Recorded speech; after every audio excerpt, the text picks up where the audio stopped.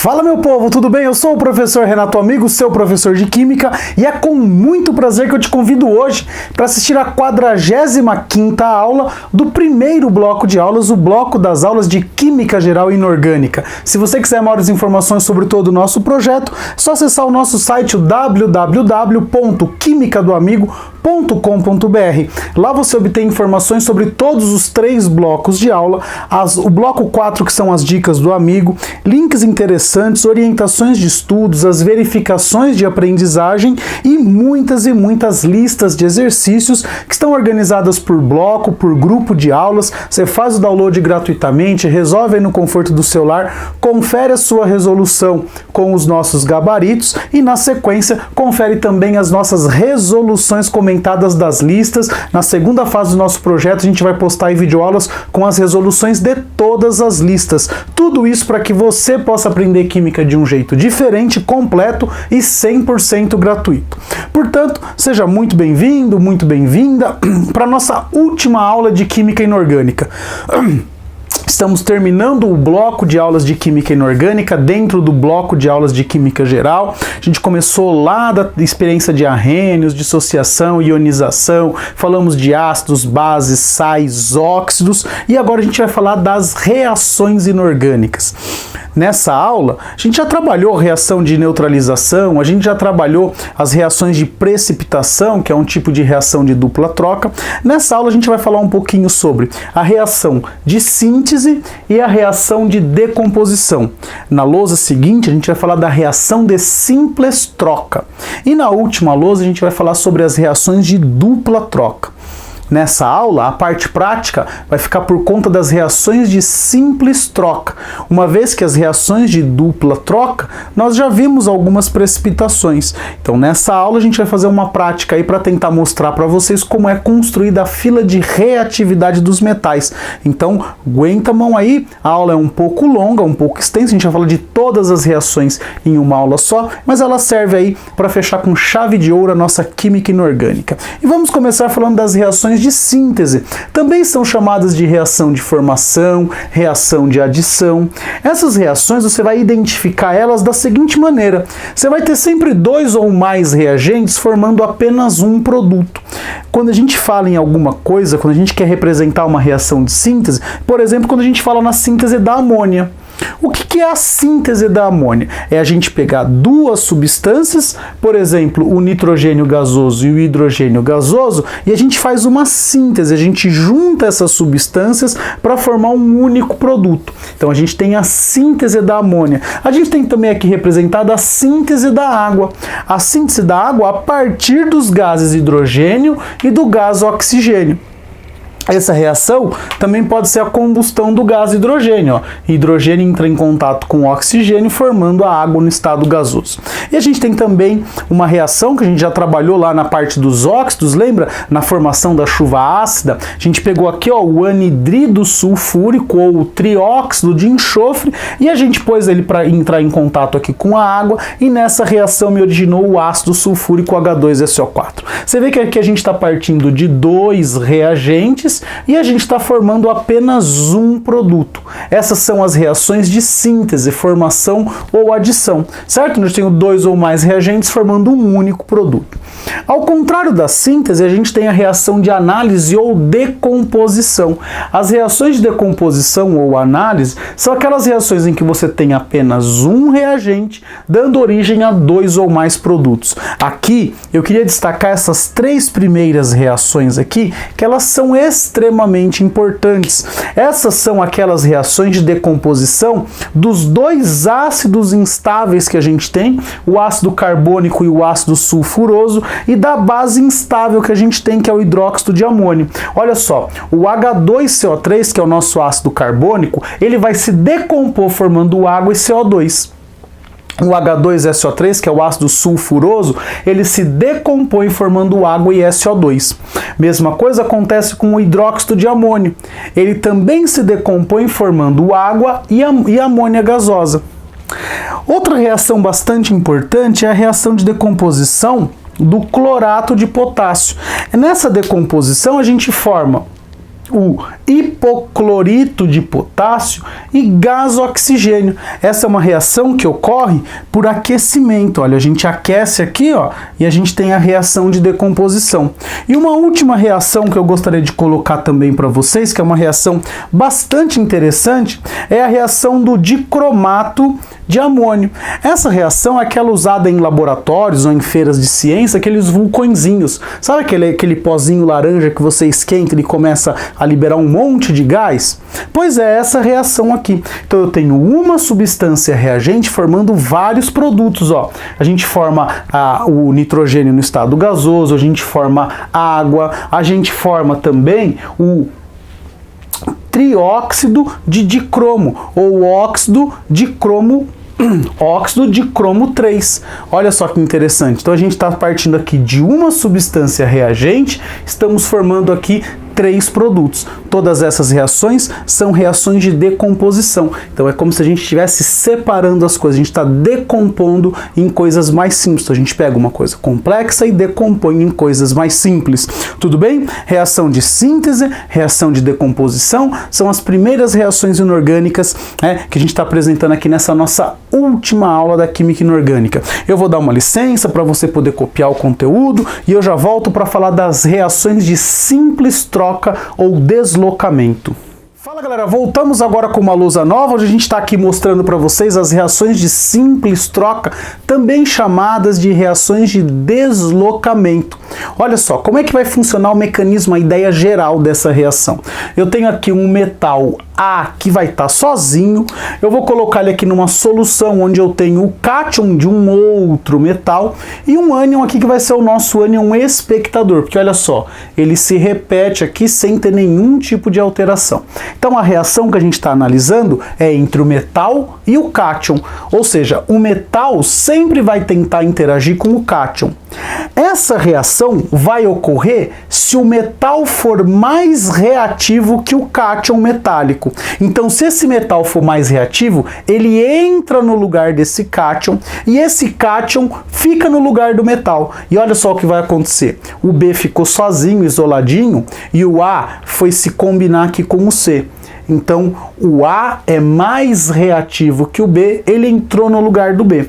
E olha só, quem são os metais aí que a gente normalmente vai encontrar em questões? Geralmente a gente vai encontrar aqui o zinco, o cobre, o magnésio, a prata, né, que é o Ag. A gente pode encontrar o ouro, pode encontrar aí uma série de metais, o alumínio, o ferro, certo? Então, a gente vai encontrar uma série de metais e a gente vai analisar a reatividade desses metais. Ocorrerá a reação se o metal for mais reativo que o cátion? Guarda isso na cabeça, a gente já vai testar isso na prática. E aqui embaixo a gente está mostrando o deslocamento ou a simples troca quando eu tenho um A metal. O A metal não vai entrar no lugar do cátion, porque eles não tem nenhuma interação, ele vai entrar no lugar do ânion, tudo bem? E como que esse A metal entra no lugar do ânion? Se este A metal for mais reativo que o A metal do ânion. Quais são as substâncias que vão aparecer aqui? Aí aqui a gente tem o gás flúor, o gás cloro, o I2, o BR2, e a gente tem essas substâncias, geralmente são substâncias simples, tudo bem? Aqui a gente tem os metais e aqui a gente tem os não metais. Essa reação ocorrerá se este não metal for mais reativo que o ânion aqui. Certo? E aí como é que vai acontecer? Esse não metal entrou aqui no lugar, eu fiquei com o BD. E o ânion que estava aqui, ó, ligado no B, ele vai ficar sozinho. Certo? Percebam que se aqui o espectador era o ânion, aqui o espectador é o cátion. Tudo bem? Ele estava lá de um jeito, ele continuou aqui da mesma maneira. A reação ocorreu entre o ânion e o não metal. E aqui a reação ocorreu entre o metal e o cátion. Então é metal com cátion, não metal com ânion. Guarda isso na cabeça. Agora eu queria ir para uma parte prática com vocês. A gente vai tentar construir uma fila de reatividade. Eu vou ter o metal cobre e eu vou mergulhar numa solução de sulfato de zinco e vamos ver o que acontece. Se reagir, eu vou dizer que o cobre é mais reativo que o zinco. Concorda? Depois eu vou fazer o contrário, eu vou pegar o zinco e vou colocar numa solução de sulfato de cobre. Se reagir, é sinal que o zinco é mais reativo que o cobre. Então aqui a gente vai chegar à conclusão entre cobre e zinco, quem é o mais reativo. Depois eu vou fazer uma outra experiência, eu vou pegar o cobre e vou colocar numa solução de nitrato de prata. Eu quero ver se o cobre é mais reativo que a prata. E por último, para demonstrar para vocês, eu vou fazer uma solução, uma reação entre um metal que é um metal alcalino terroso. Eu vou pegar o magnésio e vou colocar em contato com uma solução de ácido clorídrico. E a gente vai ver se ele é mais ou menos reativo. Por que a gente está usando aqui o HCl? Porque o hidrogênio ele vai separar a nossa fila de reatividade. Quem for mais reativo que o hidrogênio, a gente vai classificar como metal não nobre. E quem for menos reativo que o hidrogênio, a gente vai classificar como metal nobre. Então a nobreza dos metais está diretamente ligada à sua reatividade. E vamos parar de conversa, que agora eu vou me aproximar aí da câmera para mostrar para vocês as reações. Tudo bem? Então vamos lá. O que a gente vai precisar? A gente vai precisar de uma lâmina de cobre, uma lâmina de zinco. A gente tem aqui um pouquinho, olha só, de magnésio metálico. Espero que esteja dando para vocês enxergarem aí, ó. Tá bonitinho aqui, né? Dá para enxergar. E eu tenho aqui as nossas soluções. Aqui tá a solução de sulfato de zinco, ó, uma soluçãozinha incolor, tudo bem? A primeira reação ali tá mandando eu mergulhar a lâmina de cobre aqui dentro. Então vamos mergulhar a lâmina de cobre aqui dentro. Vamos esperar alguns segundos e verificar se ocorre alguma alteração. E como você pode perceber, não ocorreu alteração nenhuma na lâmina de cobre, certo? Ela continuou do mesmo jeitinho que ela estava. Maravilha? Então a gente pode dizer que o cobre, ele é menos reativo do que o zinco. Ora, se o cobre é menos reativo que o zinco, então o zinco tem que ser mais reativo que o cobre. Vamos pegar aqui uma solução de sulfato de cobre, certo? E uma lâmina de zinco. E vamos mergulhar aqui essa lâmina de zinco na solução de sulfato de cobre. E vamos verificar se ocorre alguma coisa. Eu acho que você já deve ter percebido aí do outro lado que ocorreu uma reação. Olha só que maravilha, olha só o aspecto da lâmina de zinco. Olha só como que ele ficou, né? Ele ficou aqui manchado, é porque teve reação. Então o que a gente pode concluir? A gente pode concluir que o zinco é mais reativo que o cobre. Então, lá na nossa tabelinha, a gente vai preencher daqui a pouco, o zinco deslocou o cobre. Então, o zinco entrou no lugar do cobre. Ora, vamos pensar um pouco. O zinco é mais reativo que o cobre. Eu disse que quanto mais reativo, menos nobre ele é. Entre cobre e prata, quem vocês acham que é mais nobre? A prata, sim, lógico. Então a gente deve imaginar que se eu mergulhar a lâmina de cobre em uma solução de nitrato de prata, eu imagino que tenha algum tipo de reação. Vamos deixar aqui dentro essa lâmina de cobre. Então você vê que está passando aqui alguns segundinhos, mais alguns segundinhos, e eu vou retirar essa lâmina aqui para mostrar para vocês o que ocorreu. E olha só, conforme nós prevíamos, ocorreu reação. Olha só que maravilha. Olha só, a lâmina de cobre apareceu aqui. Lembra quando eu mergulhei essa lâmina de cobre na solução de sulfato de zinco, não aconteceu nada? Agora, olha só quando eu mergulhei essa lâmina de cobre na solução de nitrato de prata. Isso aqui prova pra gente que o cobre é mais reativo que a prata. E para finalizar, só para dar uma gracinha aqui na aula, eu vou colocar para vocês uma reaçãozinha que ela vai ser um pouco mais violenta. A reação entre um metal alcalino terroso e ácido. Eu tenho aqui ácido clorídrico e aqui eu tenho magnésio metálico. E olha só que interessante. Perceberam aqui a reação? Sim, vocês viram que meu celular tocou também. E uma reação bastante intensa. Certo ou não? Vou colocar aqui mais um pouquinho. De repente você não viu? Então vou colocar aqui de novo, olha só. Acho que dá até para ouvir agora o barulho que meu celular não está tocando, não é verdade? Então você percebe que o magnésio é muito reativo. E aí a gente pode então preencher essa tabelinha aqui.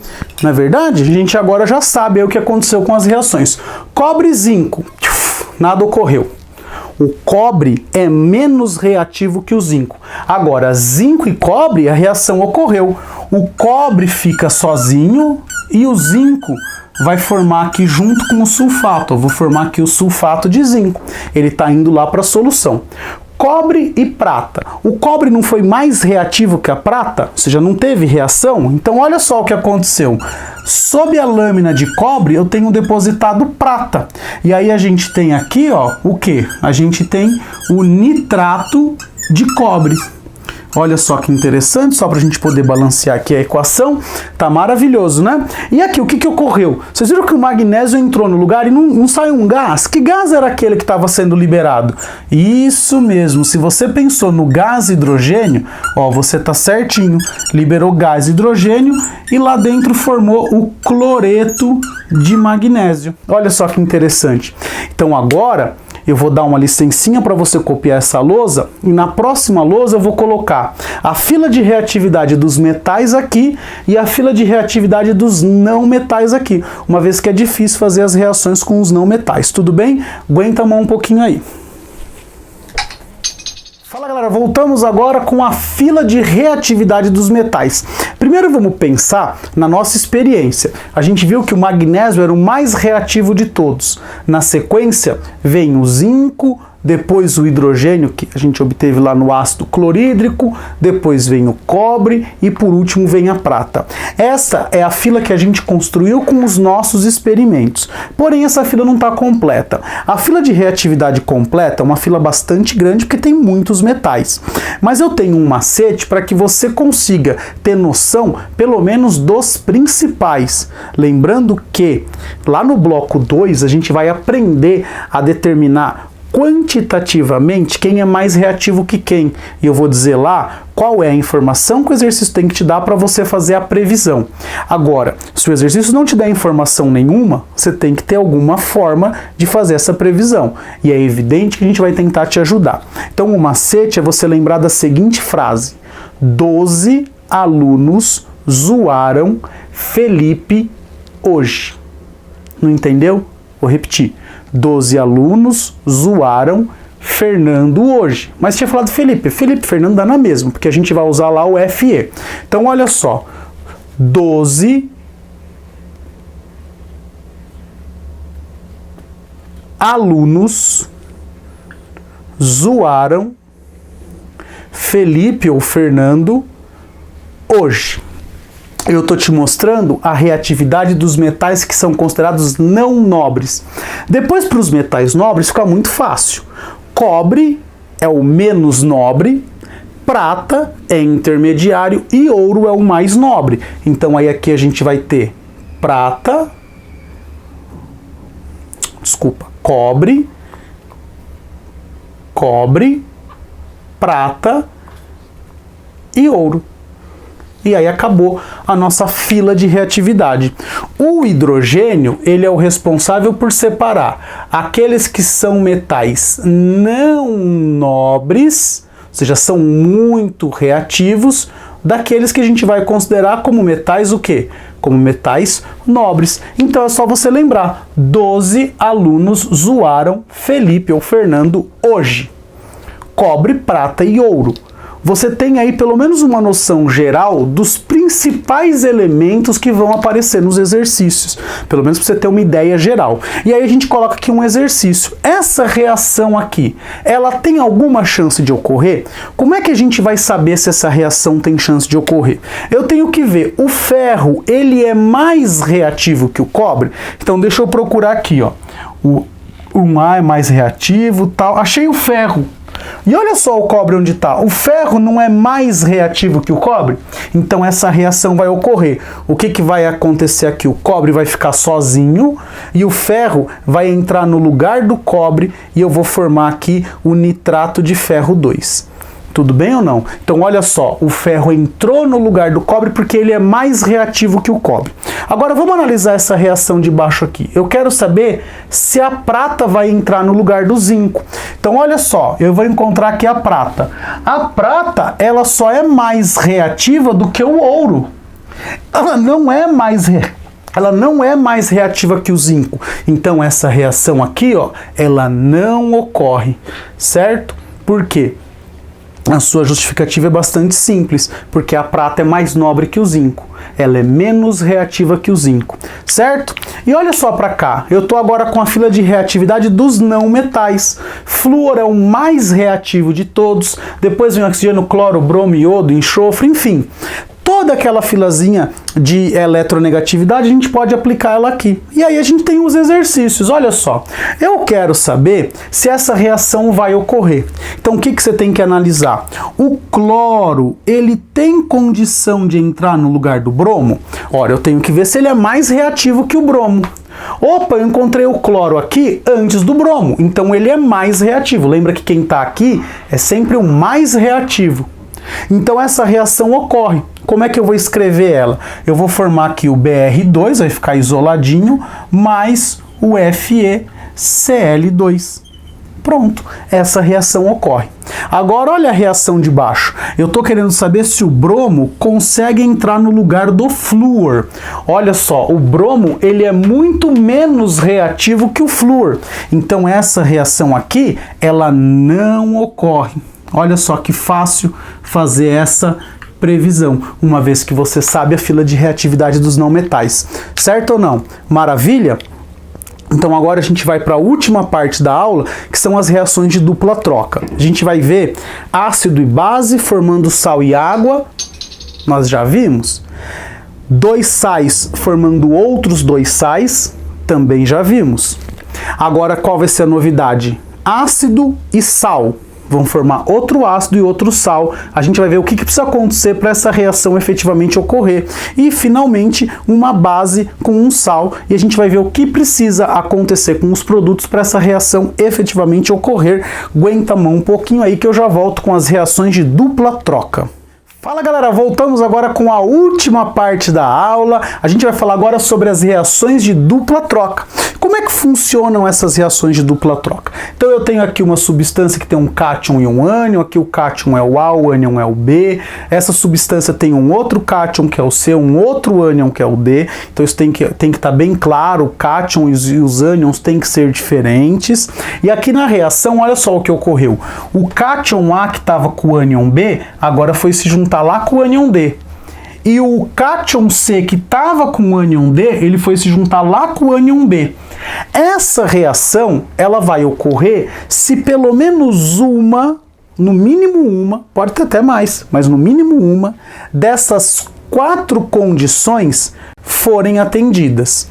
Quais são essas condições? Aqui nos meus produtos, eu tenho que ter uma substância volátil, ou seja, mais volátil do que lá nos reagentes. Lembra que eu tenho ácidos fixos e ácidos voláteis? Então, se eu tiver um ácido fixo aqui e um ácido volátil aqui, essa reação ocorre.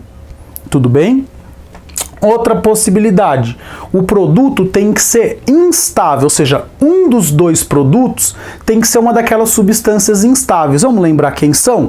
O H2CO3, o H2SO3 e o NH4OH. São as principais substâncias instáveis, porque elas vão sofrer automaticamente uma decomposição e vão formar gases. Então, tanto uma aqui como a outra, ela vai acabar liberando gases, principalmente aqui, ó, nas soluções, nas substâncias instáveis, elas vão liberar gases. Aqui vai liberar um pouquinho de vapor tal, mas o principal é aqui, ó, vai liberar gases, tudo bem? Outra condição, eu formar um produto pouco solúvel. Foi aquela ideia da reação dos sais. Lembra quando eu fazia lá as misturas e formava aqueles precipitados? Aquilo era um sal pouco solúvel. Então, se essas duas substâncias, uma delas for pouco solúvel em relação às iniciais, for menos solúvel que as iniciais, então eu já digo que a reação ocorreu porque formou uma precipitação. E isso você já viu. É só você voltar lá nas aulas de sais, nas reações onde a gente mostrou as precipitações de cloreto de prata, de iodeto de chumbo, cloreto de chumbo e iodeto de prata. Volta lá e confere essa aula. Outra coisa aqui, ó, formar um produto mais fraco, ou seja, um produto que esteja pouco dissociado ou pouco ionizado em relação ao início. Então, se aqui eu formar um produto, eu tenho aqui um produto forte, por exemplo, um ácido forte, e eu formei um ácido fraco, certeza que a reação ocorreu, certo? A gente já analisou dois tipos de reações. Ácido e base vai formar sempre sal e água. E você sabe que a água é considerado um eletrólito fraco. Olha só, é um eletrólito fraco. Se você duvida disso, entra lá nas aulas do bloco 2 e assiste as aulas de pH, pOH, autoionização da água. Você vai ver que a água, ela até sofre uma ionização, mas ela é tão pequenininha que ela é considerada um eletrólito fraco. Por isso a gente pode dizer que toda reação de ácido-base ocorre. Tudo bem? Quando eu tenho dois sais, o sal A e o sal B, essa reação vai ocorrer se um desses dois sais for insolúvel. Ou seja, aqui, ó, se eu tiver pelo menos um sal pouco solúvel, ó, um sal pouco solúvel. Se você não está se lembrando disso, eu vou colocar um exemplo aqui. Vamos lá, eu tenho aqui o meu sal NaCl, que é totalmente solúvel em água. Eu tenho aqui o meu sal nitrato de prata, olha só, que também é solúvel em água. E o que vai acontecer aqui? Olha só, reação de dupla troca.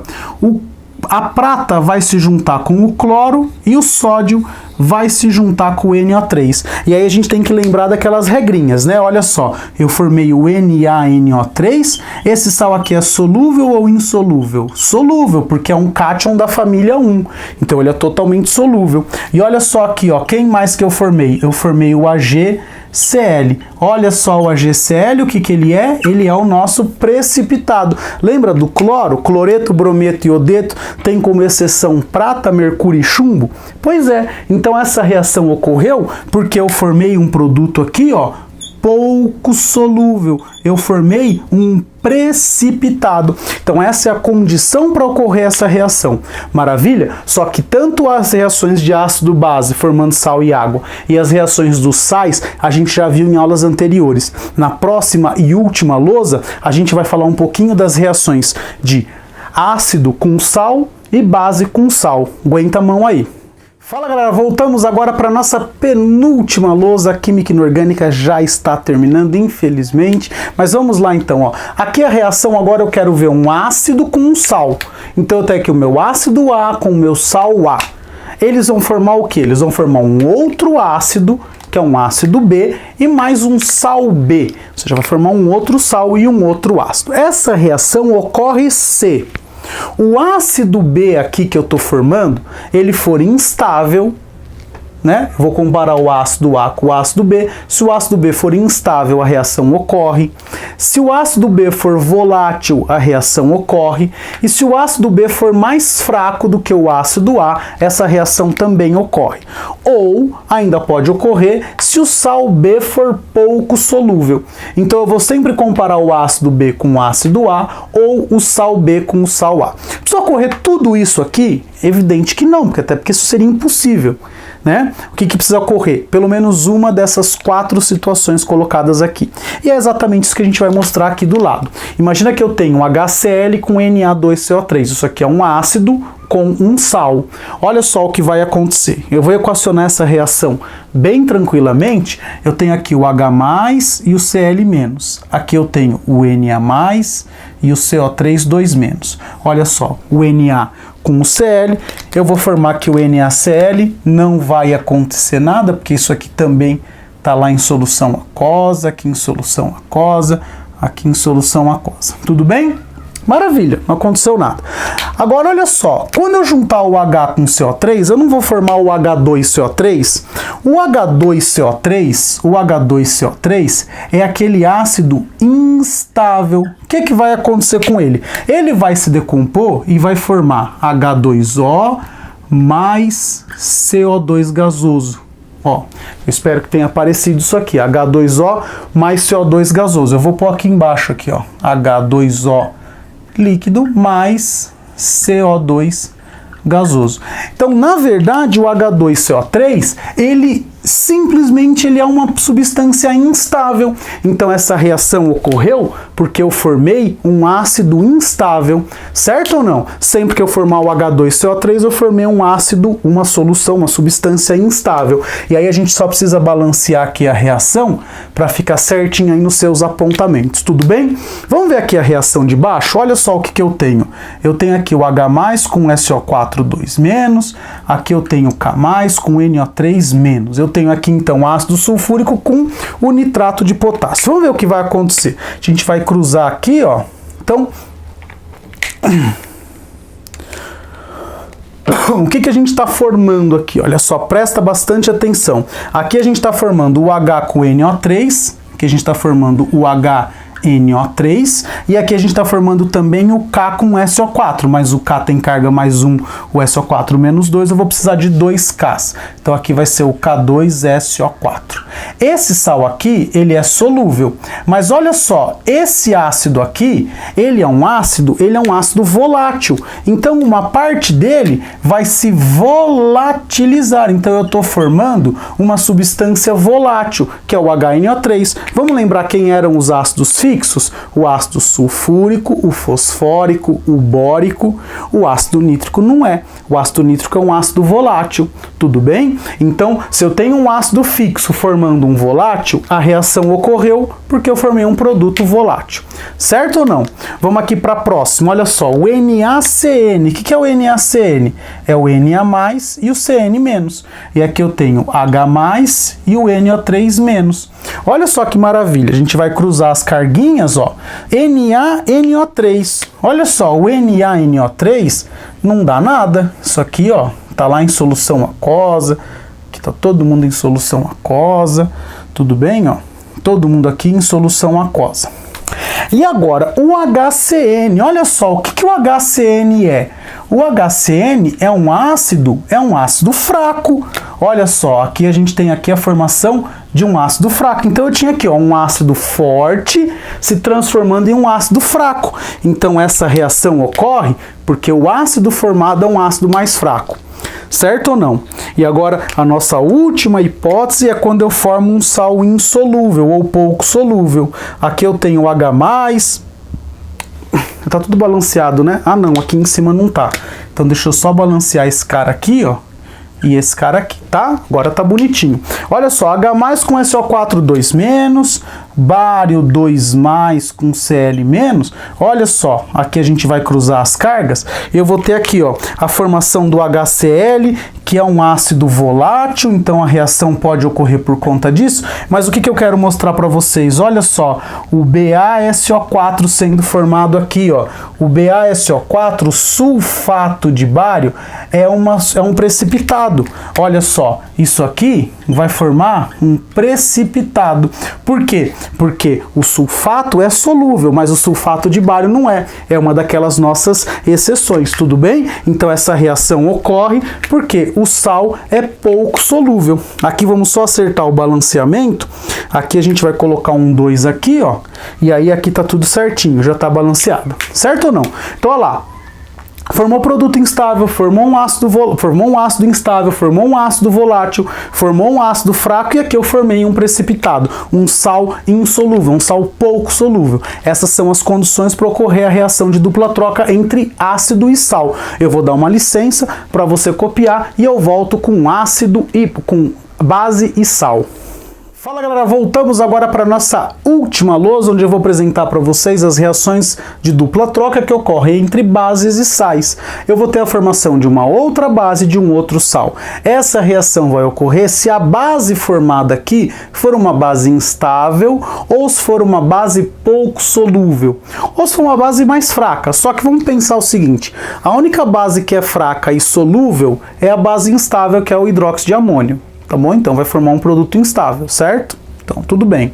E o sal B pode ser pouco solúvel também. Então eu tenho essas três condições e vamos analisar essas três reações. Olha só, o que a gente tem aqui? O NH4Cl, que é o cloreto de amônio, eu tenho NH4+ e Cl-, aqui eu tenho Na+ e OH-, que é o hidróxido de sódio. Vamos cruzar aqui as carguinhas, e o que que a gente vai ter? A formação do NaCl, que é um sal mega solúvel, você já conhece, maravilha. E olha só quem que eu formei aqui, o NH4OH. Olha só o que que eu formei um produto instável, eu formei uma base instável. O que vai acontecer com essa base? Ela vai se decompor e vai formar amônio mais água. Então essa reação vai ocorrer porque a gente formou uma base instável, certo ou não? Que a gente formou hidróxido de amônio. Agora olha para cá, o sulfato de cobre, que tem o cobre 2+ e o SO4 2-, e aqui vamos pegar o NaOH de novo, essa base você vai encontrar ela direto. Então olha só, vamos cruzar aqui as carguinhas, o que que eu tenho?